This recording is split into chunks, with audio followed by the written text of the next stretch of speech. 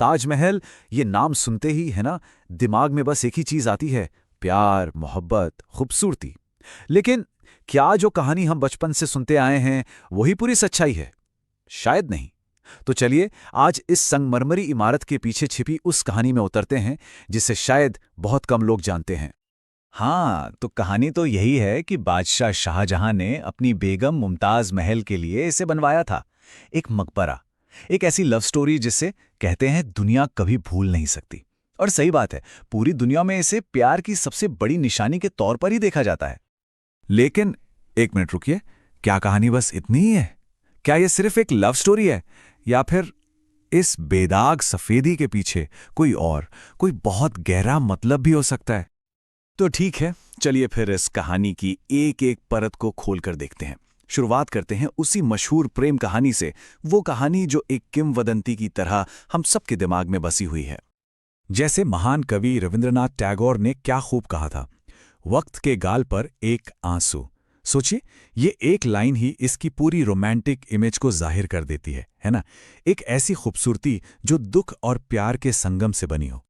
ठीक है, तो ये तो हुई वो रोमांटिक कहानी। लेकिन अब वक्त है इस सीधी साधी कहानी से थोड़ा आगे बढ़ने का और कुछ ऐसे फैक्ट्स पर नजर डालने का जो इस खूबसूरत इमारत के पीछे छिपे हैं।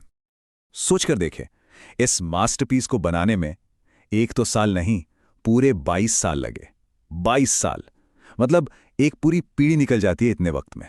2 दशकों तक जो ये मेहनत चली, वो सोचने पर मजबूर करती है कि क्या ये वाकई सिर्फ एक मकबरा था या कुछ और सिर्फ वक्त ही नहीं, इसे बनाने वाले लोग 20,000 से ज्यादा कारीगर और मजदूर, मतलब एक पूरी की पूरी फौज ने दिन रात एक कर दिया। ये तो ऐसा था मानो कोई नया शहर बसाया जा रहा हो, सिर्फ एक इमारत नहीं। तो अब यहां पर एक बहुत बड़ा सवाल खड़ा होता है ना? इतना बड़ा स्केल, इतनी मेहनत, इतना वक्त, क्या ये सब कुछ सिर्फ एक बेगम की याद में एक मकबरा बनाने के लिए था, या फिर इसका असली मकसद कुछ और ही था, कुछ बहुत बड़ा? चलिए अब थोड़ा और गहराई में उतरते हैं और इसके डिजाइन को समझने की कोशिश करते हैं, क्योंकि बहुत से एक्सपर्ट्स का यही मानना है कि इस इमारत की असली कहानी, इसका असली मैसेज इसकी दीवारों और गुंबदों में ही छिपा है। अब देखिए, कुछ स्कॉलर्स का यह कहना है कि ताजमहल सिर्फ एक मकबरा है ही नहीं, बल्कि ये ईश्वर के सिंहासन यानी डिवाइन थ्रोन का एक प्रतीक है। इसकी जो बनावट है वो चारबाग स्टाइल के बगीचे और दीवारों पर कुरान की वो आयतें जिनमें कयामत के दिन का जिक्र है, ये सब कुछ मिलकर मानो जमीन पर स्वर्ग का एक नज़ारा बनाने के लिए डिजाइन किया गया था। तो इसका मतलब क्या हुआ? मतलब ये कि इसका डिजाइन सिर्फ गम या शोक जाहिर करने के लिए नहीं है। नहीं, ये उससे कहीं आगे की चीज है। ये तो जन्नत की एक तस्वीर है जिसे जमीन पर हकीकत बना दिया गया। और बस यहीं से कहानी एक बिल्कुल नया मोड़ ले लेती है। अब हम इस पहेली के उस हिस्से को जोड़ेंगे जो शक्ति, स्वर्ग और एक तरह के शाही प्रोपेगेंडा को एक साथ लाता है।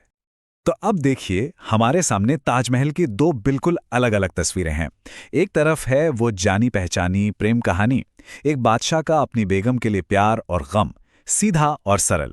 और दूसरी तरफ है एक शाही नजरिया जो कहता है कि ये धरती पर जन्नत है, बादशाह के हुकूमत करने के डिवाइन राइट का ऐलान है और उसकी ताकत और मजहबी होने का एक जबरदस्त सिंबल है। तो मतलब साफ है, इस इमारत को इस तरह डिजाइन किया गया था कि इसे सिर्फ एक शौहर के गम के तौर पर ना देखा जाए, बल्कि एक शहंशाह की ताकत, उसकी शान शौकत के एक बयान के तौर पर देखा जाए। लेकिन जानते हैं, जब एक जवाब मिलता है तो कई नए सवाल भी खड़े हो जाते हैं, और इस नई समझ के साथ ताजमहल का रहस्य सुलझने की जगह और भी ज्यादा गहरा हो गया है। तो फिर आखिर ताजमहल है क्या? क्या ये सिर्फ एक महबूब पत्नी की याद में बना स्मारक है, या ये खुदा के सिंहासन का एक मॉडल है? क्या ये जमीन पर उतारा गया स्वर्ग है, या फिर ये सियासी ताकत दिखाने का एक शानदार तरीका है? तो अगली बार जब ताजमहल की कोई तस्वीर नजर आए या वहां जाने का मौका मिले, तो ये सवाल जरूर सोचना चाहिए कि हम असल में क्या देख रहे हैं, मोहब्बत की एक निशानी या बेपनाह ताकत की एक मिसाल।